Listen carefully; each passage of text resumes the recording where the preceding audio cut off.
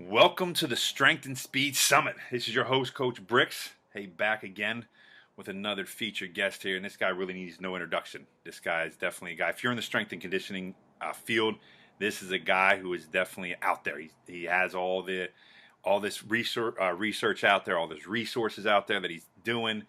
Incredible stuff. I picked up his stuff a couple years ago and fell in love with the style of training he did. And he makes it simple. And he just breaks it down very, very basic. So I'm not going to go into any more, detail here. I'm going to let him fill you all in and stuff like that. But this is Coach CalDietz. Coach, how are you today?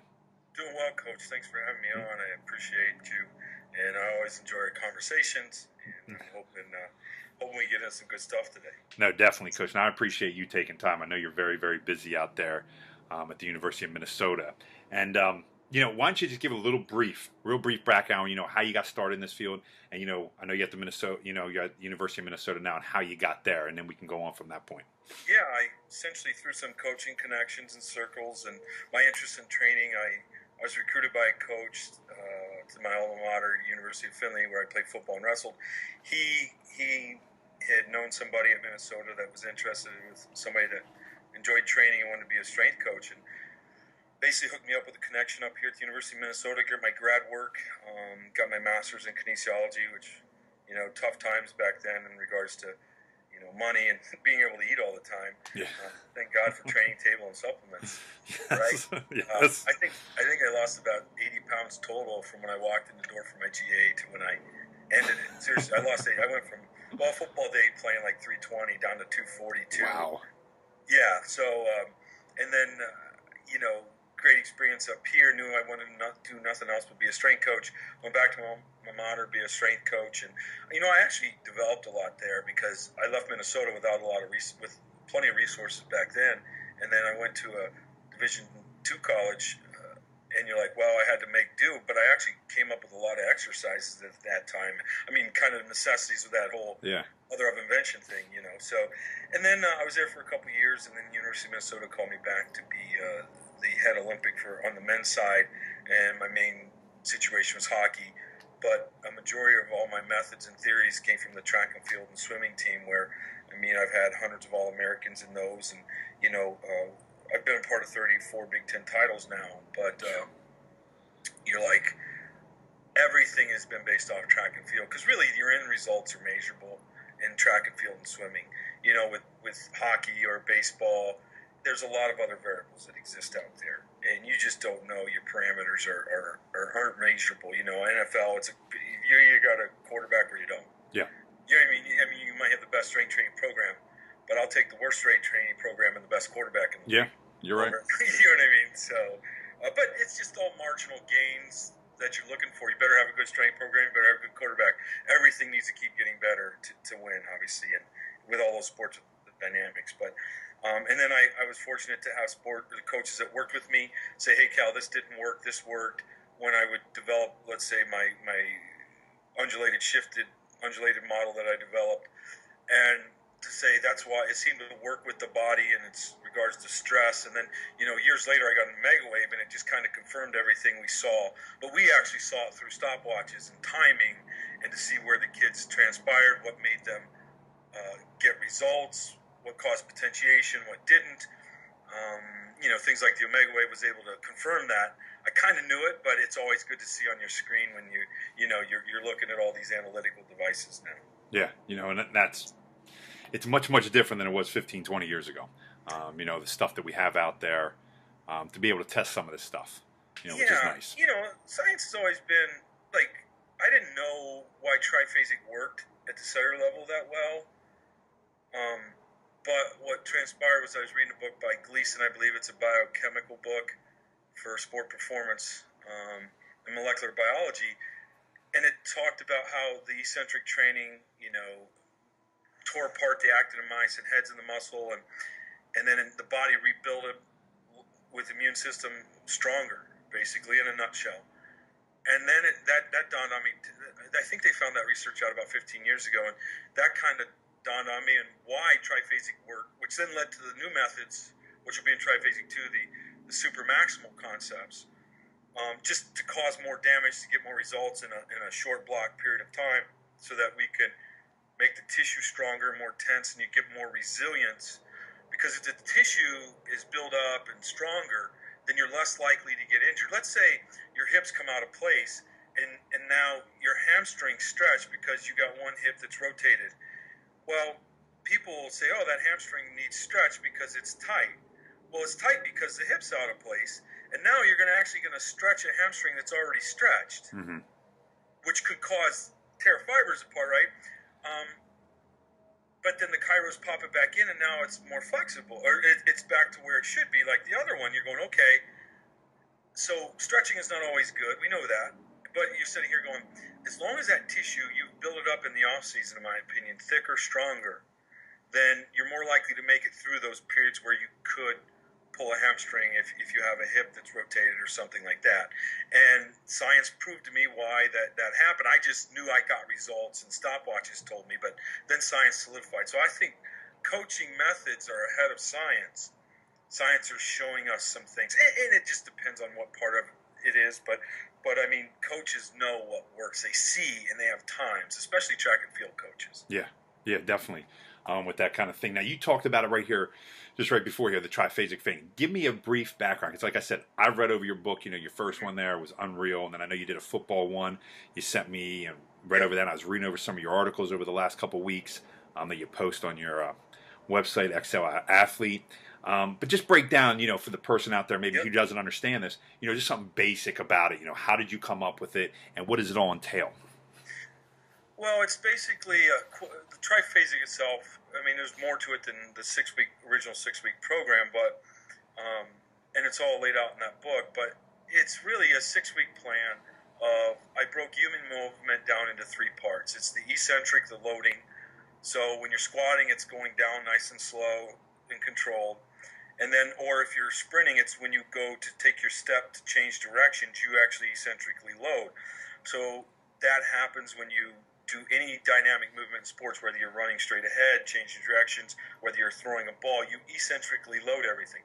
And then now through that muscle, there's an isometric moment at sometimes somewhere, and it may happen at different times in the muscle. So the isometric may happen here, and then it shifts down where there's a brief isometric span, but you need to be strong in that isometric movement range. So you do 2 weeks of eccentric training, and then you need to do 2 weeks of isometric training in triphasic, and then you put it all together and do the concentric, where it's just straight up and down. It's the more dynamic movements. But what happens is, if you get stronger in the eccentric part, you actually produce more force in the concentric phase.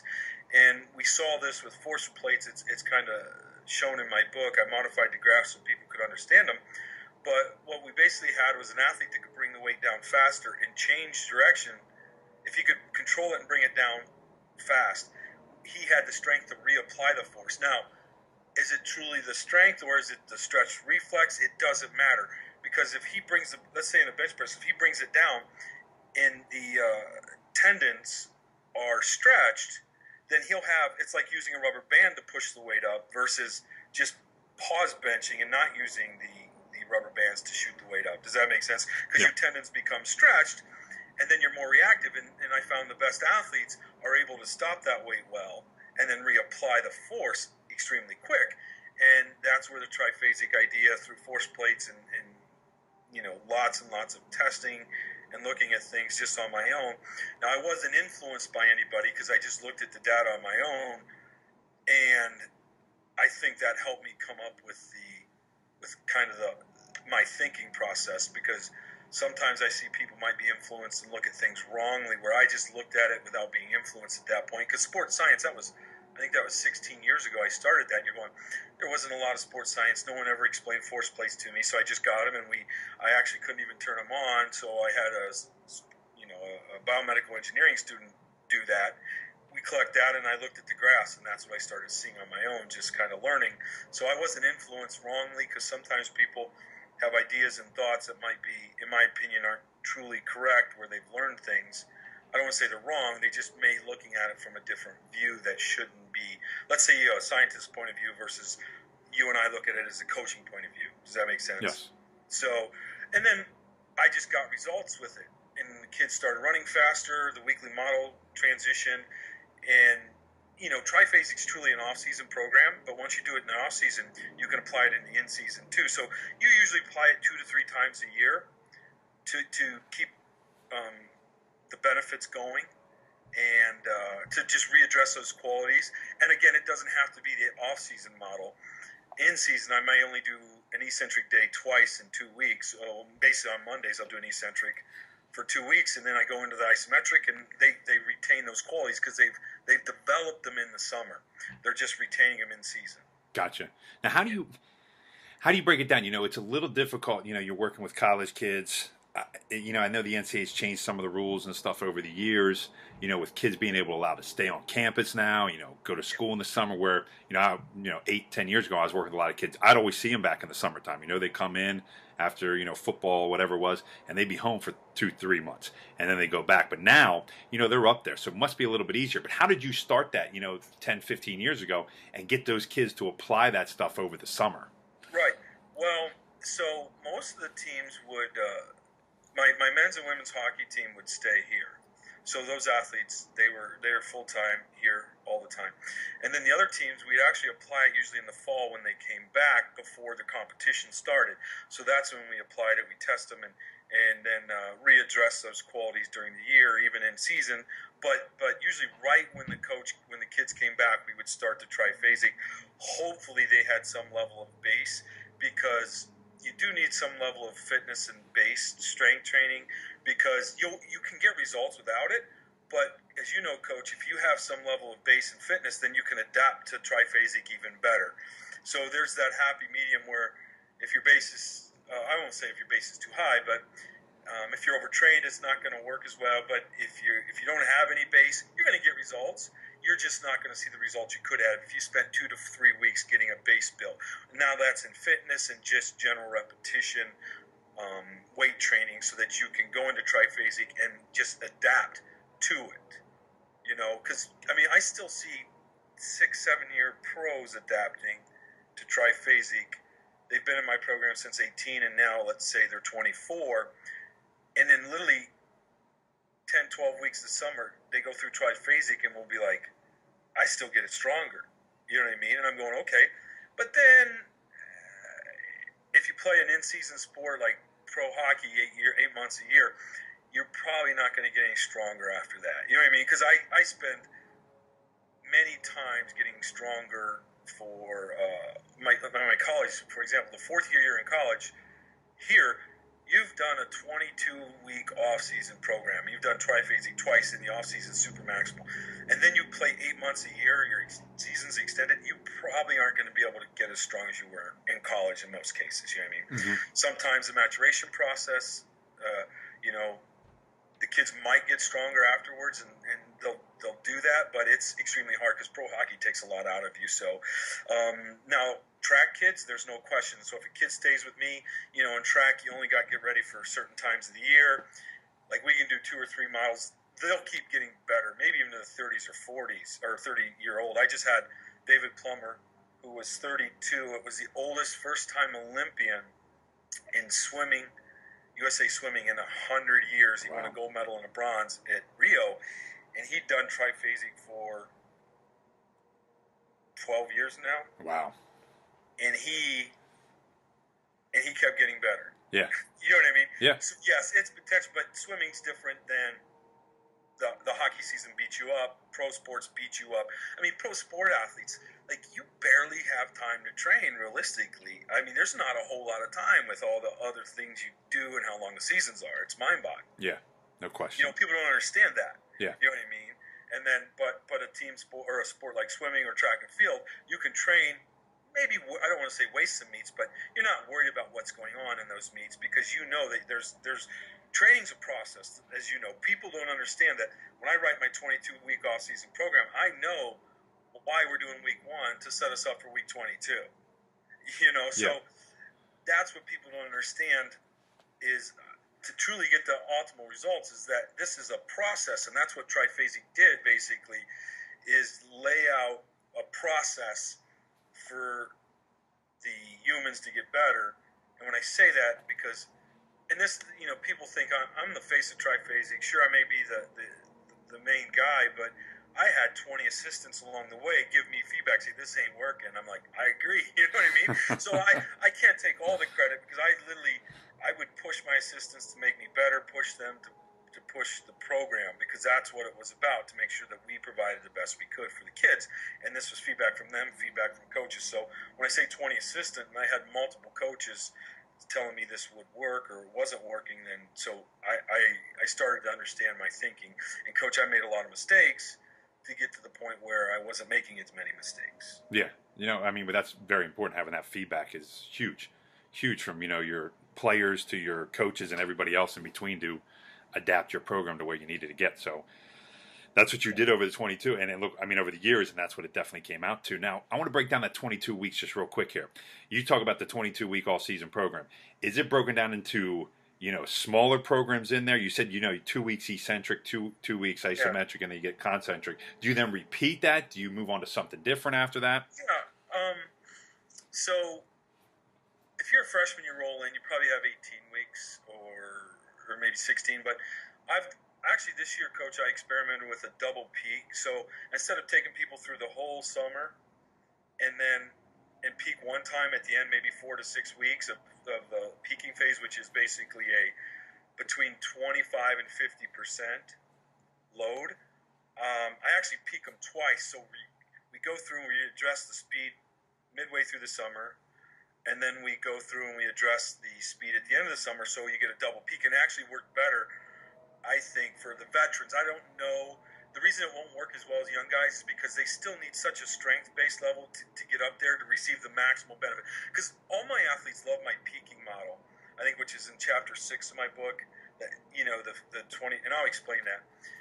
They're like, why can't we do this more? I'm like, you don't understand, because we have to get strong so that we get the effects of this speed training model. You know what I'm saying? Because when you come in, like I had a female Olympian, she was projected to be on the Olympics 6 years out.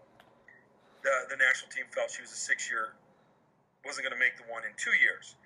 Well, coach, her back squat went up around 100 pounds. I didn't back squat her. Her safety bar squat, she's like 6'1". She went from 150 to 175. Her safety single leg safety bar back squat went from about like 220 to like 335 to 345. Her pro agility dropped 5/10. Wow.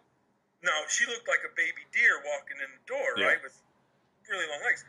But she, I mainly worked strength with her, and everything got better. I didn't even do the speed. Yeah. So now I had another one that was that level. She was so strong, but she was short when she came in. So I mainly worked speed with her. And I got those two girls to pretty much the same place, except that one took another route than the other. You know what I mean? So people just have to understand that there's where the process comes in to get strong before you get fast. Now, it doesn't mean people say, well, Usain Bolt probably can't squat a lot. I don't disagree with you, but I know if he did quarter squats, he would be very strong. Yeah. You know what I mean? If you looked at Ford in that range of motion where he spends most of his time, he would probably be very strong. Yeah.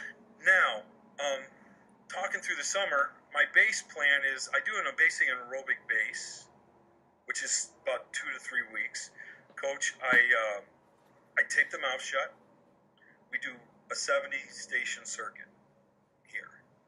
And it's rotator cuff, neck, everything. Your heart rate stays in your aerobic training zone about 160 to 120 minimum. I have them breathe through their nose to cause vasodilation in their blood vessels. It's not an altitude training effect yet. And when I say that, people say, because I found, actually you'll see on my blog, just through some nasal breathing and some soft tissue release on the breathing, you'll see a Division I hockey team. You can actually look on my blog and see the difference in 6 days that teaching somebody to nasal breathe correctly caused a huge difference in their aerobic capacity. Why? Because when you do that and you belly breathe, it causes a parasympathetic response. The blood vessels open up all over the body to allow a larger exchange of organic substrates. So you can do the same amount of work. So, for example, when I did a release on a breathing pattern once with one of my females, she was an Olympian 3-time. She would do this bike workout at 160 beats per minute. same bike workout. If she was tired, it would go up to 164 maybe at the most. But then I did that breathing, taught her to breathe correctly, and did a release on her, and it actually dropped her heartbeat in the same bike workout to 140 the very next day. Wow. That's just efficiency. But people say, well, and that's also a parasympathetic response because the belly breathing that you do causes the relaxation versus a a sympathetic breath. Because if you walk outside my door and I see a lion, man, I got a chest breath. That's a stressful breath. But a lot of people breathe that way all the time. So I try to switch them over. So you're in a squat, you're breathing, you get out. First thing I coached this summer was make sure you hit a belly breath. And we belly breathe all the time. And our heart rate stayed crazy low. Now, that just means you recovered, and that gives you more resilience to train. So in the summer, we did 2 weeks of the aerobic circuits, and then we did there's an aerobic GPP model on my blog that you can actually download the Excel files and look at, and that just builds your base. And then I did a lactate, 2 weeks of lactate training to build the base, and then coach, we went right into a 2 week of eccentric training, and then 2 weeks of iso, 2 weeks of concentric. And here's where I split the team up possibly. If you're weaker, the concentric stayed above 80 to get strong. And if you weren't, you went into a power block, which was basically between 55 and 80% phase of training.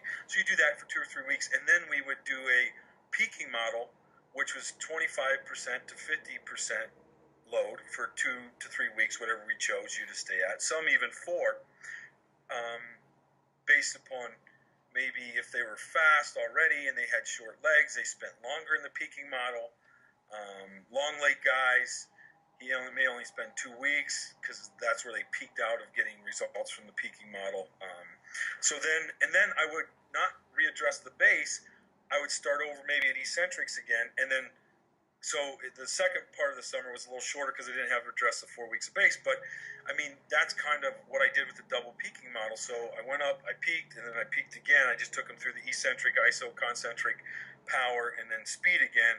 And we always end in speed, and that's what I do for my peaking, my league championships. I peak for all league tournaments, national championships, and like women's ice hockey. They've been very blessed to win 4 out of the 5 national championships the last few years. We've been in the game 5 years, so we think we're doing right. You know, people, the only problem with peaking is, I use this example, there's 2 things.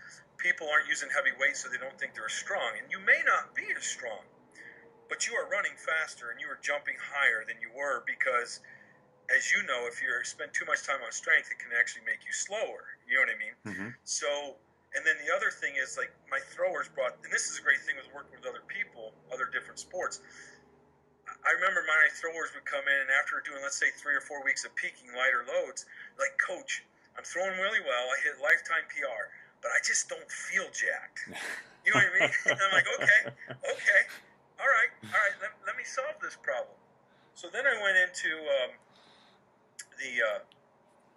I'm trying to figure out why. Well, what we did was we actually put him in a single hex deadlift in a really high position, and we did a 2 5-second iso rack pulls. So we do a 5-second iso rack pull. And you're probably applying 600, 700, 800 pounds of force. So it's just an empty bar, but it was in the rack, and we were pulling up against it in the deadlift position in a high spot, so it wouldn't compromise their back. And what it did was it caused adrenaline release, testosterone, probably some growth hormone. And then we would do the whole speed workout. So we do 2 single sets of that, 10 seconds total. And then they actually started feeling jacked. So it was a hormonal response with the lighter loads that we weren't getting. It's good for the nervous system. So then they started feeling jacked, and then they felt good about themselves. So they felt that was pretty the right thing to do, because then I tricked them. It was 10 seconds a day. That's all it was. But I did get an adrenaline response and a hormonal response, so that then they would train the speed stuff with that hormones in their bloodstream, and then they would feel better and more fuller and jacked, like, you know. But again, they're hitting lifetime PR, so I wasn't worried about it. But I appeased them a little bit. Now, I think that can be done on download weeks, in my opinion, to aid recovery. Okay. So let's say I'm going to do a recovery circuit, like bodybuilding or something. Well, I go into I have them hit a 5-second iso rack pull 2 times 30 seconds apart maybe, and then go hit their their circuit, moves all the blood around, moves the new hormones around, adrenaline. And the Soviets, or I think it was the Bulgarians, I saw some readings on that. Even adrenaline acutely will help the cells recover really fast. So by causing that, even in a download week, it's only 10 seconds total. Then go through your bodybuilding circuit or a circuit that I do. It can actually help facilitate recovery too. Wow. That's interesting stuff. That's amazing. Now, well, it makes sense, right? Oh, it definitely does. I'm going to talk you through it. Yeah, no, definitely. When you broke it all down like that, I mean, it definitely makes sense, but it's just amazing how you can get that out of it. And how many people, like you said, misconceive that you have to lift heavy weight all the time to get stronger and get, to be this unbelievable athlete, when that's not true. It's how you put it into place and all that kind of stuff. Yeah, and that's the process. And, it's hard with society now, Coach. As you see a parent probably bring a coach in or an athlete come in and say, I need instant results. Well, I can get you some instant results, but your ceiling's going to be here. Yeah. Why not spend 8 weeks with me instead of just 2? You know what I mean? I need to get your base here, your strength here, so then we can get the results up. It's the process, and our society's not set up for long-term stuff with the abs that we got. Yep. You know what I mean? And then the claims that people can make, say, well, I'll get you 6 inches in 4 weeks. Well, if you can do that, that's great, but if you did it right, I think you get 6 or 8 inches maybe in 10 weeks if we did it right. Yeah. You know what I mean? I know what you mean. It's like, this is a process, and our society's not set up for processes anymore. I agree. It's just not the fast food kind of, thing that, who grows a garden anymore? Who plants something? You're right. Who hangs laundry outside anymore? You got to throw it in the dryer, man. Different times, man. No, it's crazy. So that's the thinking that you have to fight as a coach, There's a lot of things you have to fight as a coach. I mean, outside threats, when I say that, I mean, when you're trying to build a team, we haven't taught our kids to not, like, once the team sets their goals, we teach our kids to question everything and think, and I think that's important, so bad things don't happen, and it teaches them to be open-minded. But once the team has set their goal, then you can't question anything. You have to move ahead. I tell people I won 2 national titles with the wishbone offense in football. I wouldn't run that now. Yeah. But everyone then believed on what it was going to do, and it works, right? Yep. I just wouldn't run it now because there's other things. But everyone believed in the process, and we knew it. So building that team, that's important, but our society teaches people to question everything, as they should. But in that team setting, it's really hard to get that together too. Yeah, no, I 100% agree. Definitely agree with that. Now, getting with that triphasic, over the couple of weeks there you're doing, the lactate, the eccentric, the isometric, concentric. How often do you change the exercise up? I know you change the tempo up, the eccentric, slow down, whatever it's 3, 5, 10 seconds, whatever you use, in the isometrics. But how often do you change each exercise? Do you do squat each time, a single leg, elevated raise, and then you just change the repetitions, the time, or do you actually change, exercises as well? Well, Coach, the thing about triphasic is you can adjust it as you need it. Like, there's nothing set. So, but I'll give you the ups and downs of each. So, if you've identified squat as your key lift to make that athlete better, let's say it's a shot putter, and he needs to get his squat up to get better. The thing about triphasic, you can leave the exercise the same. You're just applying different stimulus to the exercise, so you'll get the greatest results. Now, let's say you did back squat once, front squat on another, and a single leg squat. You'll still get results, but you're not going to get the results for the back squat that you normally would have by selecting it. So I think there's value in switching out exercises. But again, our society, kids don't want to back squat for 6 straight weeks sometimes. You know what I mean? But if back squat's the one that's going to get you where you need to go, then that's what you got to do. So you're either picking now, if this is a older athlete, maybe you switch out the exercises more often, so that you give them more variety and they don't get assigned overtraining or some compensation patterns to that one particular exercise, or if it's a different time of the year. But again, I always feel that if I've identified back squat that's important, and that seems to correlate to the sport's performance, then that's the exercise I stick with. I have, and here's the thing too, Coach. Like, people have emailed me programs, and people switch it out all the time, and they have great sequences and how they would change that up, and I think it's great. It's given me ideas. So I know people find it any different way that they're able to figure it out. It's just, you got to identify what works for you and what the athlete needs at that time. Yeah. I mean, that's great. I mean, that's what I love to hear. Being able to mix it up a little bit, add a little bit of each person's flavor to it, as I call it, add it up to work with them. Real quick. Yeah, go ahead. Honestly, when I released Triphasic a few months, I swear to you, a guy sent me some programs that I thought, man, some of this stuff's better than what I do. You know what I mean? So I took some of his stuff, honestly. So I've been emailed thousands of programs to look at, and I'm like, man, this is a good idea. I pick and choose from everybody. Yeah, well, you're right. I mean, it's all over the world. I've been emailed programs. I'm like, man, this is awesome. I like this. This is a good idea. Yeah. So I've just been blessed that way, to be honest with you. Because I released it, I'm like, wow, I'm blessed that way. So. Well, yeah, but I mean, you opened a lot of different minds up. How you look at training and how you do things, and then you have that proven track record of, hey, here's how it works. And then, like I said, that many people that I've talked to, you just modify. You modify to how you got to fit. Like you said, you need somebody who needs to work on this, and you identify the squat as the main thing. Well, then that's what you attack. If it's something else you need to attack, then that's what you go after. Right. It's a fluid. Again, it's not a program. It's theories that people place into the program. You know what I mean? Yep. And that's all it is. Like, okay, I guess I can take some credit for it, but man, I still can't take any credit for somebody that spends a whole. I got a bunch of emails from the Olympics saying, "Hey, Coach, thanks for this, and I've implemented on these themes or this guy." And I'm like, look, I can't take any credit. Like, they took them through soft tissue, they took them through the program, they designed the program just because they put some of my theories in there. Yeah. But they had to watch the athlete to make sure it was done correctly. It was make sure that they were getting what they needed. So I can't take any credit for that. I'm just happy people are using it, to be honest with you. Yeah, that's awesome, though. I mean, awesome stuff they can do. Now, you talk about, the triphasic, lasting so long. Do you do something different then? Say you're on triphasic, and then, they come to a season time, and I know every season's different, length of the season and stuff like that, and then you give them up. What about right after a season? Say you're dealing with hockey, college hockey here. As soon as the season's over, what do you do, then? I always readdress with that aerobic block training. Okay. Again, that's that JPP phase 1, because first of all, it flushes them out a little bit. I actually do, it's called a contralateral circuit. So I'll do like a right leg lunge with the left arm band row, or left arm shoulder press, or a left leg step up with a right arm press.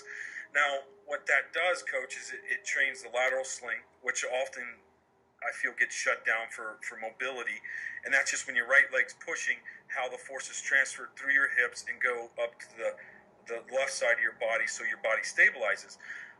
It also causes a peripheral training effect. So if you're working your right leg for the vascular system, so if you're working your right leg with a lunge and your left shoulder, the body has to pump blood to the right leg and left shoulder. Then when you go left leg, right shoulder, the body's vascular system has to switch, contract certain areas, and dilate other areas, so that then it goes to the opposite leg and the opposite shoulder. So when your body becomes proficient at moving blood around in the peripheral training, then it looks like you're in better shape than actually what you are. It's just your body's really efficient at moving blood around quickly. And to me, I saw huge effects that way. To train the vascular system, because that's, I think, one system that doesn't really get affected, or there's not specific training for it. Now, that's one way I do it. Then here's the catch with the isometric block.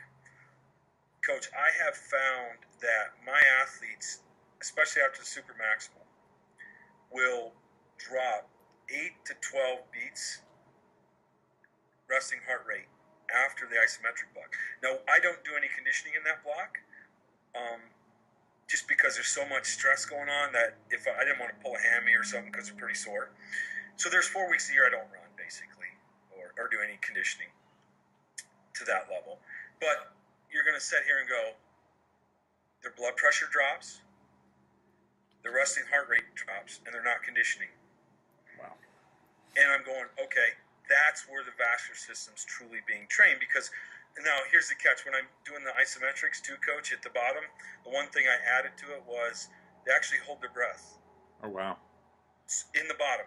So then what happens is blood pressure spikes up, but it does cause the adaptation of the vascular system to take place, and that's why. So my biggest isometric exercise is super maximal. So, coach, I had females using 365 on the single leg safety bar squat, Wow. which people look at me and go crazy. I know a couple NFL teams use it this year, and they said my guys won't get, because I had 180-pound guys using 560, and they're going, my guys won't get there. Well, by the second workout, they're going, yeah, my guys got there. You know what I mean? So people are shocked by those numbers, but don't be. I was shocked the first time. I had a thrower do 765 once. Single leg safety bar squat. Yeah, but he's isometrically going down. Now, the only rule is you can't pass out. Okay. Yeah. So, but we set the safety things right up beside the weight. So when they come down, I mean, the safety bar is literally 2 inches from the catches. You know what I mean? Yeah. So there's nothing, and they come down, hold it, and then they need people to help them up because they're using super maximal loads. So then we're sitting here going. But I'm telling you, when you go down for 7 seconds or 10 and hold it on a single leg, and your blood pressure goes up, it causes huge adaptation in the vascular system. So then, when you do your conditioning, your heart rates are so low, and then your overall adaptation, because if the vascular system, you got your heart moving the blood, your vascular system's more fluid, more dynamic, then it can move more substrates in and out, and it's less likely to become sympathetic or spasmed, so that you can move more substrates in and out. I mean, that's some impressive stuff. That the numbers you got and how that all adapted. I think that's awesome stuff. Well, that's the whole part of the system that I've trying to been involved in trying to figure out over the years. I didn't think of that.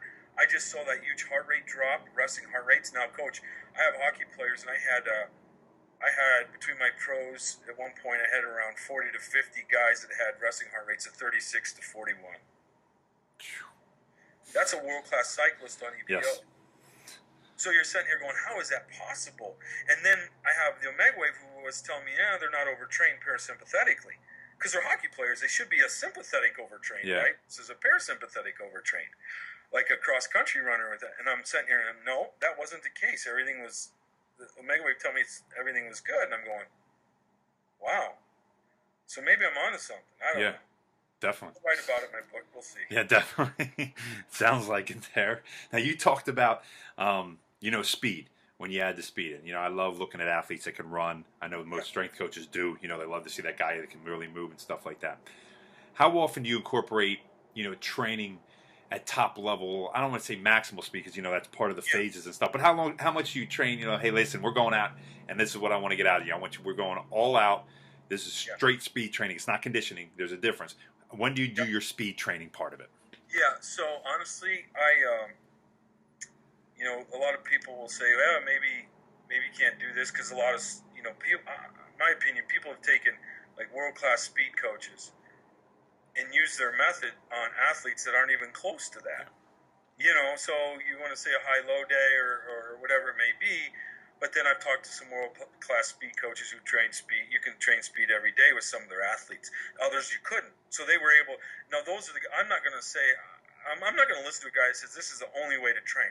I want to listen to the coach that says, well, I think you can train this way with this guy or this way with this guy. That's the guy I want to listen to. Yeah. So with my hockey players, I have tried it other ways, but I train about 6 high-quality reps before the lift every day, whether it's an agility drill, whether it's a top-end speed running, whether it's a 10-yard dash or pro agility drill, but I train 6 of them.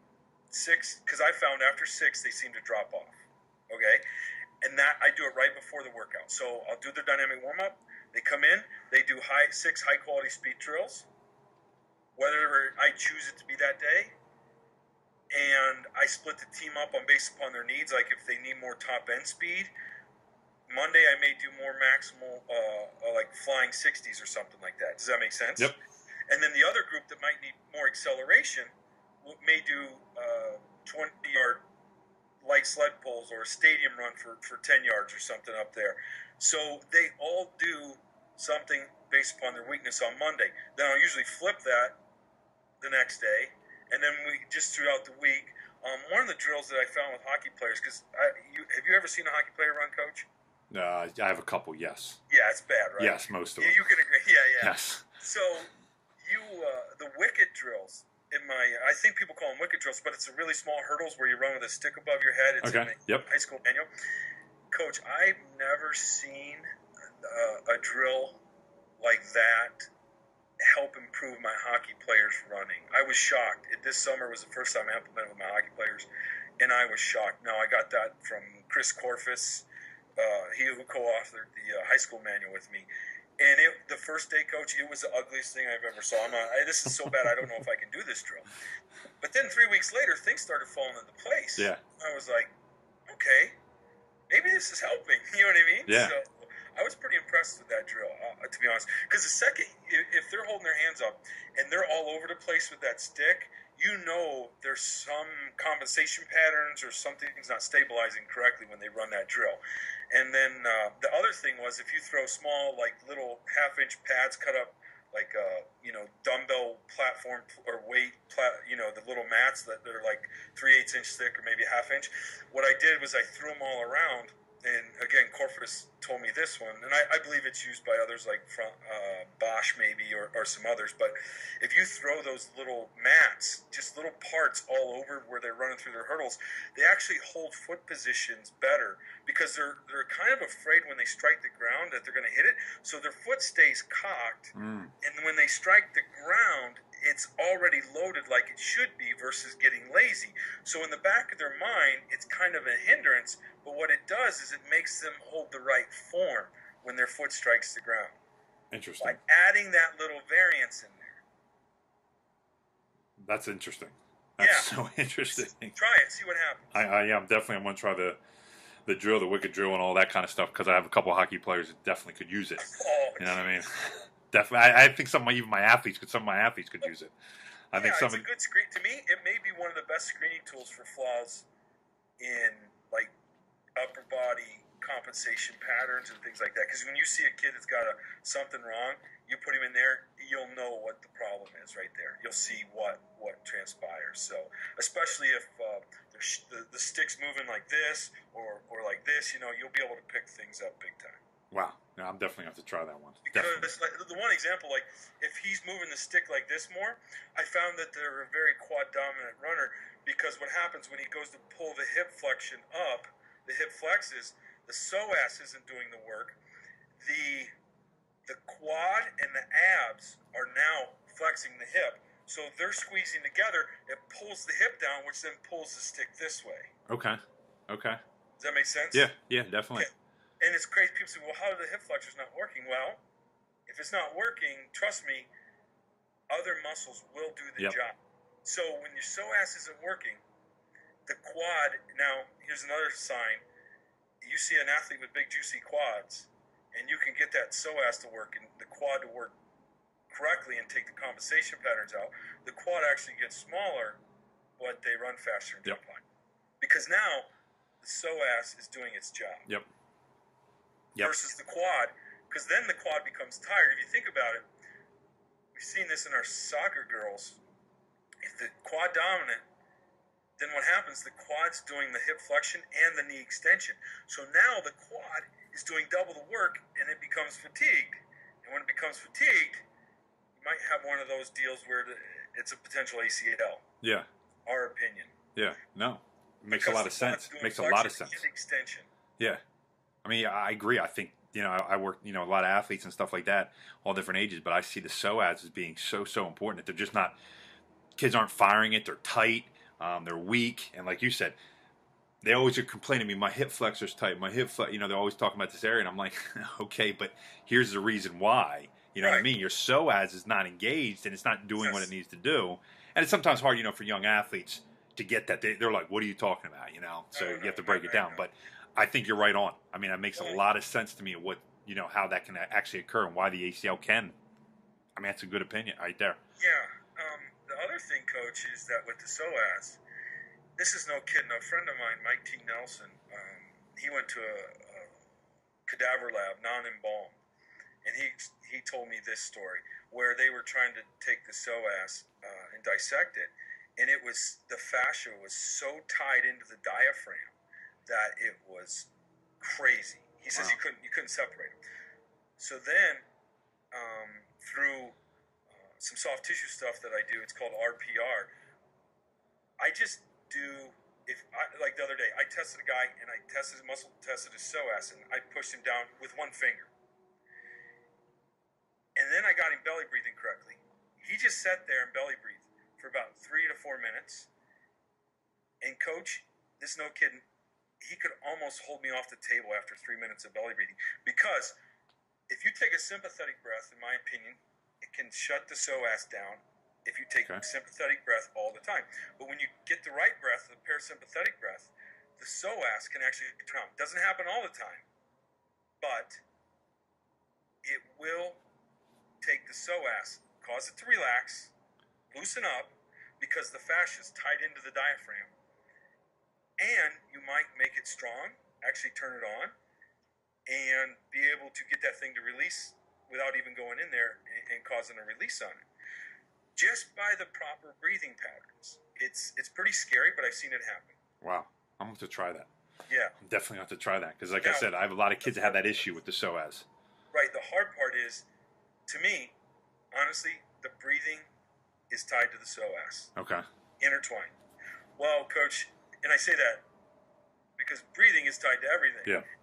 Like, if you're breathing, if you hold your breath for 5 minutes, let me know what happens, right? It's just like, good luck with that one. Right? Yeah. So, no matter what, you got to remember, every system's based aerobically. Even the alactic short sprint system recovers faster aerobically.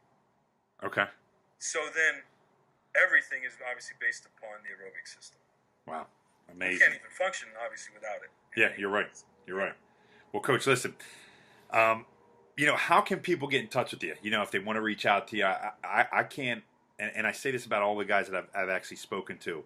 It's an unbelievable profession because every single person, no matter who they are, has always gotten back to me. It might not be the next day. It might be a week later. But every single person, man, I used to work in another job, another profession. Man, you'd be lucky to get anybody to respond back to you. I just don't know if they did. Maybe they just didn't like me. It was personal. Maybe. I don't know. But it just seemed like ever. In this profession, man, I can reach out to somebody, and it might be a day, 2, a week later, but they get back. But how can somebody reach out to you, and, what are you coming up with next? I know you talked about triphasic training, too, but you always got something good that I love looking over. I love reading your stuff and love just looking at your website. Yeah, I just released a lacrosse manual. I'll make sure I get you a copy as one way, but they can get a hold of me through, honestly, just CalDietz, CalDietz @gmail. Again, I try to get back there. If you don't hear from me in a week or two, circle back and shoot me another email. I'll get to it. Some days between coaching and family, it's tough 14, 15, 16-hour days, but I try to get to everything. Yeah. So, they can get a hold of me that way. I have Exo Athlete, which it's a general, basically, website. I get thousands of people visiting it a day, but and it's all free, so all the content's free. So. No, that's an incredible website. I highly recommend it to anybody in the strength and conditioning field to get on that and just check it out. I mean, there's so much information. I mean, it'd take you forever to go through all of it, but it's just amazing how much stuff's up there and how much you can learn. I mean, like I said, I was right before we got on.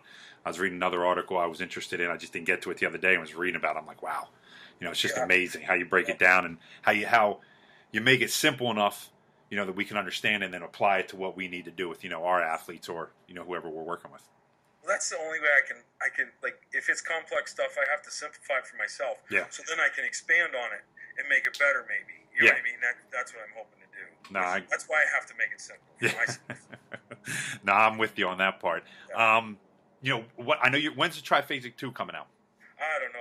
It goes on delay for a little bit. Okay. It gets back at it, but I'm hoping by December, January. I've said that last year, so we'll see. So.